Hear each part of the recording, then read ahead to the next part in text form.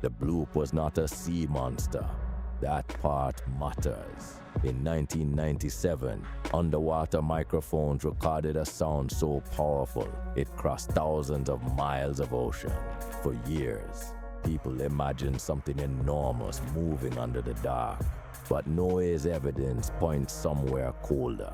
Bloop matches the sound of Antarctic icequakes, huge icebergs cracking, grinding, and breaking apart.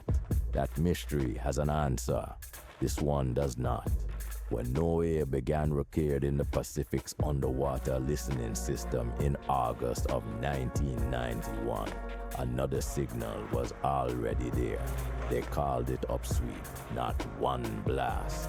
A train of narrow tones, each one climbing upward for several seconds.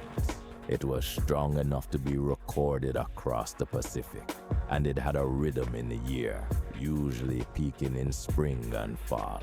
The rough source area points near 54 degrees south, 140 west, remote South Pacific water, close to inferred volcanic seismicity. That makes a geologic source plausible, but plausible is not proven. NOAA still lists the origin as unresolved. Even the seasonal pattern has two possible explanations. Maybe the source changes. Maybe the ocean carries the sound differently as the seasons shift.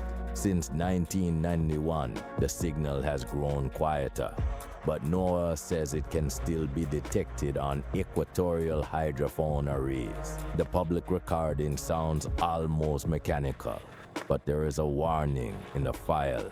NOAA's sample is sped up 20 times. What we hear is not a monster, not a message, not contact.